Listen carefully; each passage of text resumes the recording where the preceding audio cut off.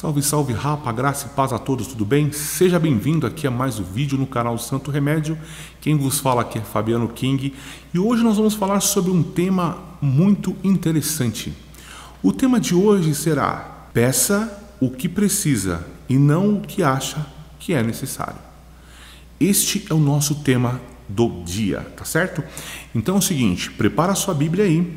Nós leremos hoje que o texto base é Atos capítulo 3, versículo de 1 a 10, Mateus capítulo 9, do versículo 18 ao versículo 26.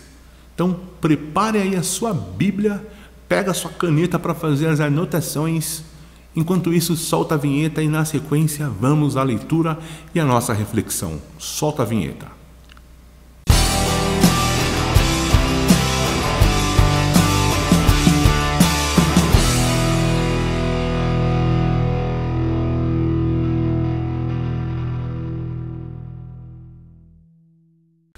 Prepararam aí a Bíblia?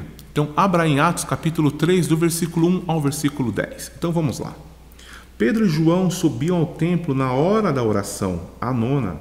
E aconteceu que um homem aleijado de nascença estava sendo carregado para a porta do templo, chamada Formosa. Todos os dias o punham ali para pedir esmolas aos que entravam. Quando viu Pedro e João que iam entrando no templo, pediu-lhe uma esmola. Fixando nele o olhar, Pedro, acompanhando de João, disse: "Olha para nós." E ele ficou olhando atentamente para eles, esperando receber alguma coisa. Então Pedro lhe disse: "Não tenho prata nem ouro, mas o que tenho, isto te dou. Em nome de Jesus Cristo, o Nazareno, anda." Versículo 7. E pegando-o pela mão direita, levantando-o, imediatamente os pés e tornozelos do homem se firmaram. E ele, dando um salto, colocou-se em pé, e então começou a andar. E entrou com eles no templo, andando, saltando e louvando a Deus. E todo o povo o viu andando e louvando a Deus. E o reconheceu como o mesmo que se sentava pedindo esmolas à porta Formosa do templo. Assim, diante desses acontecimentos, todos ficaram cheios de espanto e assombro. Olha que coisa incrível que estava ali a acontecer. Mas eu quero fazer uma pergunta para vocês. O que esse homem, que a Bíblia descreve que ele era aleijado, o que ele tem em comum com a mulher do fluxo de sangue? Eu vou mostrar para vocês que a mulher do fluxo de sangue, lá no livro de Mateus, no capítulo 9, no versículo 18 em diante, diz o seguinte: enquanto ainda lhes dizia essas coisas, chegou um dos chefes da sinagoga, ajoelhando-se, disse: minha filha acaba de morrer, mas vem, impõe-lhe a mão e ela viverá. E então Jesus se levantou e acompanhou ele e seus discípulos. E certa mulher, que por 12 anos sofria de uma hemorragia, aproximou-se por trás de Jesus e tocou-lhe a borda do manto. Porque dizia consigo mesma: se eu tão somente tocar o seu manto, ficarei boa. Mas Jesus, voltando-se e vendo-a, disse: ânimo, filha, a tua fé te salvou. E desde aquela hora a mulher ficou boa. Quando Jesus chegou à casa daquele chefe, viu os flautistas e a multidão em alvoroço. Disse: retirai-vos, pois a menina não está morta, mas dormindo. E riam dele. Depois que a multidão foi retirada, Jesus entrou, tomou a menina pela mão e ela se levantou. E a notícia espalhou-se por toda aquela terra. Então aqui nós temos 3 acontecimentos, né? Nós temos o do homem, que era um aleijado que ficava à beira da porta Formosa. Nós temos a filha de Jairo e nós temos aqui uma outra situação que eu havia mencionado, que é a mulher do fluxo de sangue. O que eu quero colocar em pauta são 2 situações. A primeira é do homem que era levado até a porta do templo.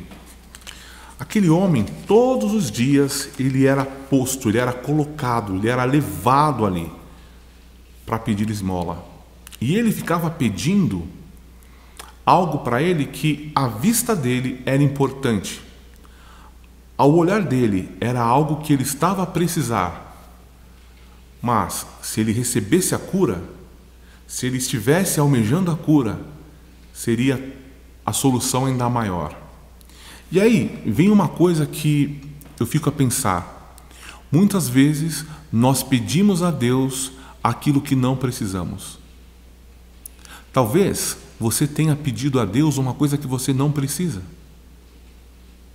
Talvez você queira uma coisa para os seus mimos, para massagear o seu ego, para satisfazer o seu desejo, mas não é a plena vontade de Deus, porque Ele sabe que aquilo que você está a pedir não é algo satisfatório, é algo que irá te fazer mal. Mas muitas vezes a gente fica meio desconfiado.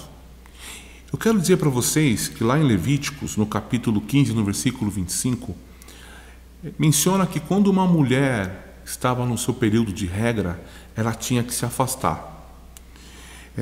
E se essa mulher estava na regra, para muitos ela era tida como impura.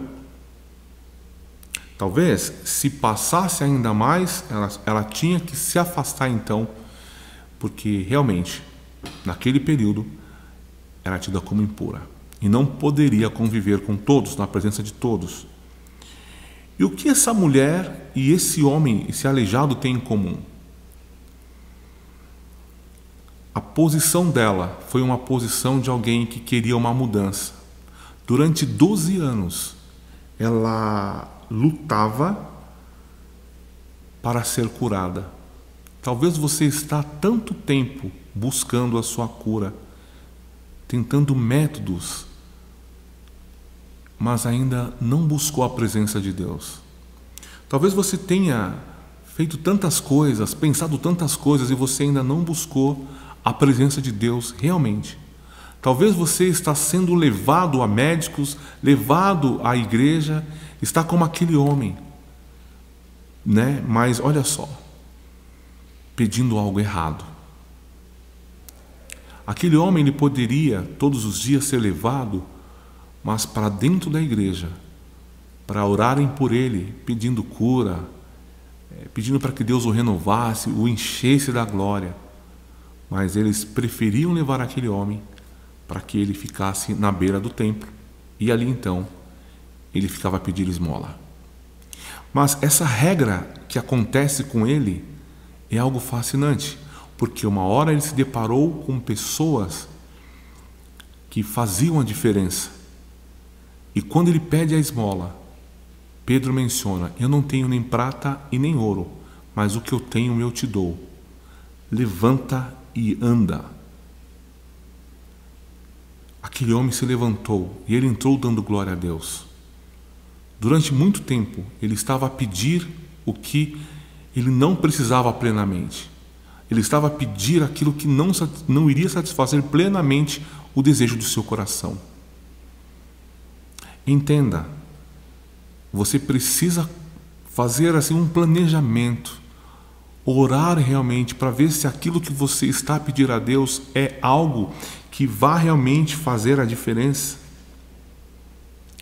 Quantas pessoas não passaram pelo aleijado e deram uma esmola, pensando assim: é isso que ele precisa. Quantas vezes pessoas passaram por você achando que você estava precisando de um ato, quando na verdade você estava precisando apenas de atenção, ou de alguém que caminhasse contigo. E é por isso que hoje, no meio da pandemia, as pessoas estão desesperadas, indo para bares, indo para baladas, porque elas precisam encher o vazio que está dentro do coração. É por isso que nesse momento da pandemia, casais têm se separado, pessoas têm perdido o rumo, têm perdido o norte. Porque essas pessoas muitas vezes estão sendo levadas, estão sendo auxiliadas, mas a coisas que não vão satisfazer o desejo do coração delas. Nós precisamos ser levados para lugares que irá preencher o nosso vazio. Precisamos ser levados a lugares que irá satisfazer o desejo até mesmo da nossa carne. Algo que vai completar o nosso espírito, a nossa alma e a nossa carne.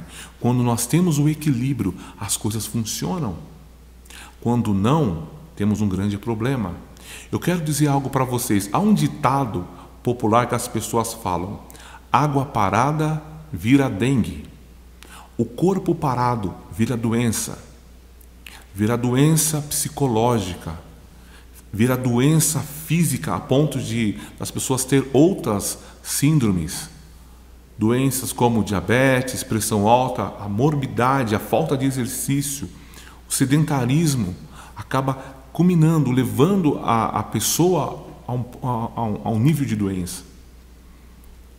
Nós não podemos ficar parados, mas nós precisamos aprender a nos movimentar, a fazer passos corretos, coerentes, porque do contrário, ficaremos sempre doentes. E entenda uma coisa importante: aquela mulher, ela estava sempre à procura de algo, sempre à procura da sua cura. Ela estava buscando algo diferente. E ela então deveria ter planejado: olha, Jesus vai passar ali e naquele momento alguém vai vacilar e eu vou tocar nas suas vestes e eu serei curada. Algo diferente vai acontecer porque eu tenho ouvido relatos. Quantas pessoas têm ouvido ministrações, têm ido à igreja, têm ouvido tantas coisas, mas não têm vivenciado algo novo? Está faltando desejar como essa mulher estava a desejar. O aleijado, ele estava a pedir o que era não errado, porque talvez ele tivesse que pagar contas, tivesse que se alimentar, então por isso ele era posto ali. Ele não estava pedindo algo que era ruim, mas Deus queria o que era melhor para a vida dele. Aquela mulher, ela tinha tentado diversas coisas, tinha tentado tantas coisas, e ela deve ter pensado em seu coração: esta será a resposta para o meu anseio. Eu vou buscar no lugar certo. Eu vou dar um salto na minha vida e eu serei curada. E quando ela toca em Jesus, opa! Saiu algo de mim. Saiu virtude. Saiu virtude. Eu gostaria de convidar você hoje a se colocar na presença do Pai. Eu gostaria que você refletisse um pouco. Eu gostaria que você analisasse: o que eu tenho feito? Quais são as minhas metas? Será que o que eu tenho pedido tem sentido? Será que tem sentido o jeito que eu estou a viver a minha vida? Será que faz sentido? Eu quero dizer que o que essas duas pessoas tinham em comum é que ambas estavam sendo postas à margem da sociedade. Como um coitado, como um miserável. Outra porque era tida como impura. Como você está? Como você se vê? Como você acha que Cristo te vê? Como você acha que as coisas precisam acontecer? Eu quero dizer para vocês que lá em Filipenses, no capítulo 4, no versículo 6, diz que todas as petições têm que ser apresentadas a Deus. Nós devemos falar: Senhor, olha, eu tenho um desejo de tal coisa, eu gostaria de caminhar com isso, eu gostaria de, ter uma nova experiência contigo. Então eu gostaria que você apresentasse a sua vida ao Pai. Eu gostaria que você apresentasse a sua vida de uma forma diferente. Que você mudasse o seu foco, mudasse a sua visão. E o engraçado, que aí entra a terceira situação, é que a mulher do fluxo de sangue, ela entra no meio de uma missão de Jesus. Jesus estava indo para uma missão, ressuscitar a filha de Jairo. Jesus tinha uma missão a ser cumprida. E aquela mulher entra no meio da missão e toca Jesus. Eu quero dizer que Jesus, ele se importa tanto com você, que no meio da missão que ele está a concluir, ele tem um tempo para você. Ele tem um tempo para te curar, para curar o teu espírito, curar a tua alma, para curar o teu físico, a tua carne. Ele tem um tempo para te curar. olha, no meio de tantas coisas, ele parou e falou: olha, de mim saiu virtude. Toque em Jesus hoje. E o engraçado é que aquele aleijado, ele pediu alguma coisa e ele recebeu. Mas ele recebeu o que ele não pediu. Ele não pediu: olha, eu quero ser curado, eu quero levantar e andar, eu quero poder correr, eu quero poder ir para lugares sem ser levado, eu quero ter liberdade, eu quero poder correr pelos campos, eu quero poder fazer tantas coisas e eu não posso. Eu preciso ser levado. Ele poderia orar falando: olha, eu preciso dessa cura, eu preciso me libertar, eu quero ter liberdade. Mas ao invés disso, ele pediu dinheiro. Então entenda. Eu gosto de repetir muitas vezes algumas palavras para ver se fixa, para ver se entra na sua cabeça, ver se dá um insight, dá um estalo. Olha, opa, eu preciso mudar, eu preciso, tocar no manto de Jesus e ser curado. Eu preciso ser como esse homem que, por mais que ele estivesse ali pedindo algo que não era algo tão grandioso para o momento, ele estava no lugar certo. E aí as pessoas ministraram algo surpreendente na vida dele. E ele passou a andar, e ele passou a pular, e ele passou a glorificar, ele passou a agradecer a Deus. Então, o que aquele homem e o que aquela mulher tinha em comum era o desejo de algo. Mas uma estava direcionada para buscar aquilo que, olha, Jesus podia dar. E o outro estava lá. O que acontecer comigo, vai acontecer. E aí, ele recebeu. Deus vai te dar, em muitas ocasiões, não aquilo que você pede, mas aquilo que você precisa. Entenda. Deus vai te dar aquilo que você precisa e não aquilo que você quer. Ah, mas eu quero isso.